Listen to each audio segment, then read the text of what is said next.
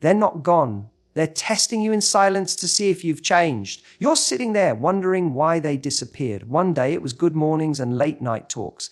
And now, silence, no closure, no explanation, just gone. But here's the truth most people don't want to admitting. They're not really gone. They're watching. Maybe not in the obvious ways, but through social media, through mutual friends, through the echo chamber of time, they're still there.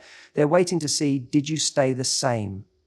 Or did you grow without them? Silence isn't always rejection. Sometimes it's a test. They're not reaching out because they want to see if the version of their left behind is still the one standing. And here's the twist, the best response. Don't prove them wrong to win them back. Prove them wrong because you're better without them.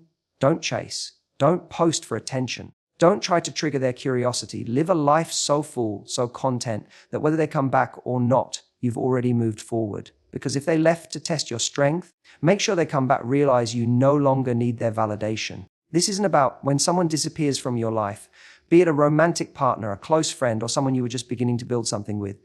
It's easy to assume the worst, that they lost interest, that you did something wrong, that it's over. But what most people don't realize is that silence isn't always a final goodbye. In many cases, it's not even disinterest. It's a strategy, a form of distance designed not to hurt you, but to observe you, to see how you respond when the attention stops. It's not fair, and it's not always conscious, but it's real. Some people pull away not because they don't care, but because they're trying to find out if you've truly changed, if you've actually grown, or if you're still repeating the same patterns, stuck in the same emotional cycles, clinging to the same fears and insecurities. Maybe the last time they were around, things ended in drama, misunderstanding, or emotional needness. They remember that. And now, in the silence, they're watching. Quietly, passively, maybe even from afar. They want to see if you're different, if you've leveled up, if you've learned.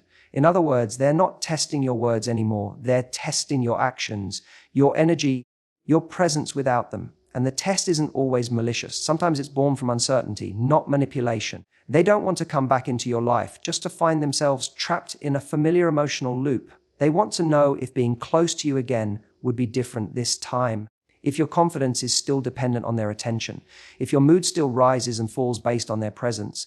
Silence becomes their way of gathering answers without directly asking questions, because words can lie. People say they've changed all the time, but real change, it shows in how you carry yourself when no one is watching. This is why silence hurts so much. It triggers insecurity and confusion. But if you can zoom out for a second, you'll realize that this space can also be your greatest opportunity. It forces you to turn inward, to ask yourself, what am I without their reassurance? And how do I show up for myself when no one else is validating me? These are the moments that reveal whether your self-worth is rooted internally or still tied to someone else's approval. So when someone disappears, don't be too quick to chase them or assume you've been discarded. Consider the possibility that they're still there. Just observing, just waiting to see. What they really want to know is, are you still the same person they walked away from? Or are you someone who no longer needs to be tested? When someone steps out of your life, whether suddenly or gradually, it may feel like they've closed the door for good. But more often than we realize, people don't truly disappear. They linger in the background, quietly watching, silently curious. They don't always unfollow you, they don't block you, and they don't cut all ties. They keep a window open, a digital breadcrumb trail, a mutual friend they still talk to, a way to keep tabs on you without ever saying a word. Why? Because part of them wants to see if anything about you has changed. You're not. They're not always doing this consciously or with malicious intent. Sometimes it's human nature. We're all drawn to the what-ifs and the maybes. There's a part of people that wants to check back in, not through direct communication, but through subtle observation. They want to know, are you still stuck where they left you? Are you still reacting the way you used to? Are you still holding on to them in ways that would make it easy to walk right back into your life? No questions asked. This kind of silent observation is especially common when things ended with emotional tension, unresolved feelings, or a dynamic that felt off balance. This isn't about you not. Maybe they felt overwhelmed by how much you needed them. Maybe they felt they couldn't be themselves around you. Or maybe they saw patterns in you that reflected things they weren't ready to face in themselves. So they stepped back. But stepping back isn't the same as walking away. Often, they're looking for proof that you've outgrown the version of yourself they had trouble connecting with. And the truth is, people do this all the time. They peek at your stories. They scroll through your posts. They bring you up in passing conversations with mutual friends. They want to see if you're still that same person, not necessarily because they want to come back right away, but because knowing you've changed might shift how they feel. It might open a door in their mind that had been closed, or it might affirm that walking away was the right decision. Either way, your evolution, or lack of it, is being noticed even in the silence. That's why it's so important not to perform growth, but to live it, not to pretend you've changed just to get someone's attention, but to become someone who doesn't need their validation to feel whole. Because the people who left are watching for signs, not in your captions or your selfies, but in your choices, in how you show up, in how consistently you stay grounded. They're not always looking for a brand new version of you, but a deeper, more resilient one. Someone who doesn't spiral when things go quiet. Someone who doesn't need to reach back out just to feel okay again. In the quiet, you are being watched, not in a creepy or dramatic way, but in a deeply human one. Someone is trying to decide if the story they told themselves about you is still true. Your growth either confirms it or rewrites it entirely. There's a moment after someone goes silent or pulls away when your mind kicks into overdrive. You start questioning everything. What you said, what you did, what you didn't do. The silence feels loud, and the instinct to respond is powerful. You want to post something that makes them think of you, something that makes them wonder what they're missing. You want to look unbothered, successful, happy, anything that might spark curiosity and bring them back. But here's where most people get stucky. They confuse attention with growth. They start performing change rather than actually embodying it. Trying to get someone's attention by looking like you've moved on isn't the same as genuinely doing the work to grow and move forward. That performance might fool a few people, but it won't fool the person who knew your old patterns. They can sense when your confidence is fragile. They can feel when your strength is a mask. And the moment they see through that, whatever power you thought you had is gone. True growth doesn't chase. It doesn't broadcast itself in a carefully curated story or an indirect status update. It doesn't live in the highlight reel. It lives in your daily choices. When no one's watching, when you don't get the text back, when your phone stays quiet, when your heart wants to reach out, but your mind reminds you of the lessons you've learned. That's where the real transformation happens.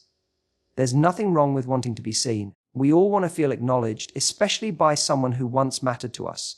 But using your healing as a way to trigger someone else's reaction puts your power back in their hands. It turns your progress into a performance and your life into a stage that exists for their applause. And the moment they don't clap, you crumble. That's not real change. That's a trap. The truth about you not is real evolution doesn't care if they're watching. It doesn't care if they come back. It's driven by something deeper, a self-respect that no longer depends on outside validation. You're not growing to prove something to them. You're growing because you finally see who you were pretending to be and who you have the potential to become. That shift is internal. And because it's real, it doesn't need an audience. So if you're tempted to show them you've changed, pause. Ask yourself why. Is it because you truly have? Or because you're still hoping their return will mean your progress is finally worth something? Because if your healing still hinges on their reaction, you're not free yet. This isn't about you not. And the most powerful thing you can do is become someone who doesn't need to be noticed to stay committed to their growth. When someone leaves or goes silent, it's tempting to make their absence the motivation for your transformation. You want to become stronger, more attractive, more successful. Not always for yourself, but so that when they look back, they'll regret walking away. It's a powerful feeling, and in the short term, it can fuel change. But here's the problem. Change built on the need to be seen by someone else isn't real growth. It's performance. And the moment they don't come back, or they return but still don't choose you, all that so-called growth collapses, because it wasn't rooted in you. It was rooted in them. Real transformation starts when you stop asking, what will they think when they see me now? And start asking, what kind of person do I want to be, regardless of who's watching? That shift is everything. Because when your growth is about proving your worth to someone who already walked away, you're giving them control over your future. Your healing, your confidence, your progress. It all becomes a strategy to earn back validation. And that's a dangerous game to play. Because what happens if they never notice? What happens if they do and still don't come back? You end up right back where you started, wounded, questioning your value, feeling like all your progress was pointless. But it wasn't. The only thing that was off was why you were doing it. Growth has to come from a place of self-respect, a place where you look at the version of yourself you were and say, I deserve better than the life I was settling for. It's not about revenge or regret. It's not about making them wish they'd stayed. It's about you realizing you no longer want to stay the same. It's okay to feel the sting of rejection. It's natural to want to be noticed by the person who once mattered. But at some point, you have to ask yourself, am I becoming this new version of me just to get a reaction? Or am I becoming this version because it's who I was always meant to be? When the motivation is external, your progress will always feel fragile. But when it's internal, when it comes from a place of self-trust, it becomes permanent. Don't transform to win them back. This ain't about you not. Don't grow just to show them what they lost. Do it because you finally realize that your value was never supposed to be tied to their recognition in the first place. Do it because you want a life that feels right with or without them in it. The irony is, the moment you stop needing to prove something is often the moment they notice. But by then, you've outgrown the need for their attention. Growth that lasts is growth that's done for you, not for their eyes, not for their regret, not for their approval, for your peace. This isn't about you not, for your confidence, for the future you deserve, even if they're no longer a part of it. When someone who once mattered steps away or falls silent, it's natural to wonder if they'll ever come back. More than that, you might wonder what kind of person you need to be for them to want to return. The truth is, when they do come back, they won't be looking for the same person they left behind. They'll be searching for someone different, someone stronger, wiser, and more grounded. But here's the catch: this change has to come from within, not from a desire to win them back or prove a point.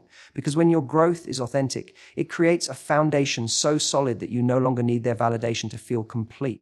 People who left often carry their own doubts and fears. They may test the waters when they see signs of your change, trying to figure out if your evolution is real or just a fleeting act. They want to see if you've become someone who can stand on their own, someone who no longer depends on their presence for happiness or self-worth. If they return and find that you still need them, that you still seek their approval, their interest may fade again. But if they return and find a version of you who is unshakably confident and independent, that's when their perspective shifts. This isn't about you not. They realize that what they wanted wasn't a whole story, and they see the value of what's in front of them now. This is why it's so important to cultivate growth that is genuine and self-motivated. When you change for yourself, you build resilience that isn't dependent on external validation. You develop boundaries that protect your peace. You nurture a sense of self that isn't easily shaken by someone's absence or return. And because of this isn't about you not you. You're no longer living in fear of losing people or desperate to get them back. You're living in freedom, free to choose who stays in your life and who doesn't, free to walk away without regret, free to embrace your worth regardless of anyone else's opinion.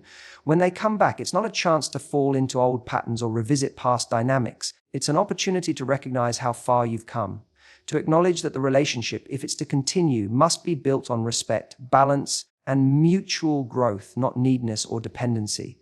If those conditions aren't met, you have the strength to say no, because you've learned your value isn't tied to someone else's acceptance.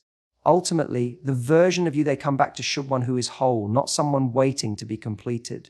Someone who has healed, not someone clinging to what was lost. Someone who has grown, not someone stuck in the past. Because true growth means you no longer rely on their return to feel worthy. You don't need them back to confirm your progress. Your life and your happiness are yours to create, with or without them. So when silence stretches on and uncertainty fills the space, remember this: the best comeback isn't about winning them back. It's about being someone who no longer needs to be tested, someone whose worth shines independently, and someone who welcomes what's next without fear. Thank you all for listening and for being willing to face these truths with courage. Growth is never easy, but it's always worth it. Keep moving forward, keep believing in yourself, and remember that your value is not defined by someone else's presence or absence. Stay strong, stay true, and most importantly, stay you. Thank you and take care.